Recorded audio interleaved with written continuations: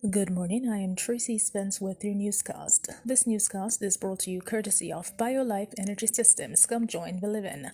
Call them at 800-875-5433. USA Credit Repair, the key to beautiful credit. You may call them at 800-786-1330. Cruising with the Case Handler, a show on personal injury and immigration, weekdays 8:30 a.m., on Saturdays 7 p.m. and 12 noon on Sundays. And Supreme Power Homes, call them at 800-493-9002. Now for the news in details. Landlords in Jamaica who utilize technological devices such as cameras to spy on their tenants or invade their privacy could soon face sanctions when the Cybercrimes Act is amended. Director of Legal Reform in the Ministry of Justice, Maurice Bailey, told members of a joint select committee examining the sexual harassment bill on Friday that spying on tenants in other jurisdictions were a serious criminal offense. He said that the Cybercrimes Act is now being reviewed and part of the concerns to be addressed include using technology to invade the privacy of tenants.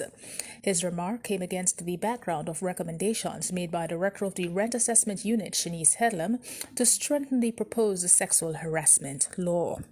The Trinidad and Tobago government on Saturday announced a total ban on Christmas parties within the public sector, while also urging the private sector to do the same. The government also announced a Trinidad and Tobago $30 million initiative aimed at assisting persons who have lost their jobs or have fallen on hard times as a result of the coronavirus COVID-19 pandemic. Prime Minister Dr. Keith Rowley and Health Minister Terence Darrell Singh told a news conference that instructions will be given to the appropriate public sector officials to ensure that government funding for Christmas parties over the coming weeks will not be entertained. Prime Minister Rowley said he is aware that many villas in Tobago have been fully booked for the Christmas season, and that while the government will not prevent people residing in Trinidad traveling to the Sister Isle for the season, he is reiterating the need to follow all protocols and measures put in place to prevent the spread of the virus that has killed 113 and infected more than 5,000 people in Trinidad and Tobago. Meanwhile, Barbados Prime Minister Mia Mottley has been appointed to co-chair the One Health Global Leaders Group in Antimicrobial Resistance AMR. Mottley, along with Prime Minister of the People's Republic of Bangladesh, Sheikh Hasina, will remain in the position for the next 3 years. Mottley said she was pleased to have been invited to co-chair this critical group, which has an extremely important role to play at this time.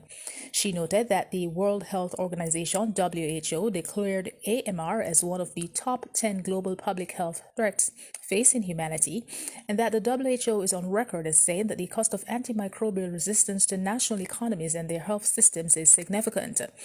The One Health Global Leaders Group will provide high-level advisory and advocacy functions to ensure action is taken to address the challenge of antimicrobial resistance.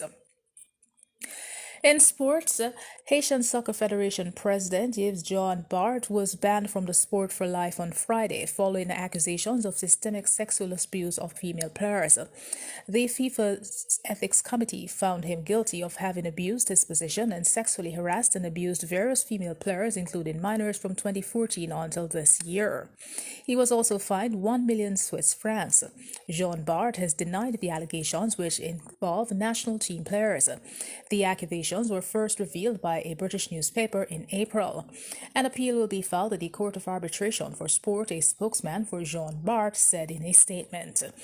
And that is it for the news. This newscast came to you courtesy of BioLife Energy Systems. Come join the living. Call them at 800-875-5433. USA Credit Repair, the key to beautiful credit. You may call them at 800-786-1330. Cruising with the Case Handler, a show on personal injury and immigration, weekdays 8:30 a.m., on Saturdays 7 p.m. and 12 noon on Sundays. And Supreme Power Homes, call them at 800-493-9002. On behalf of the news and production team, I am Tracy Spence. Do have a good morning.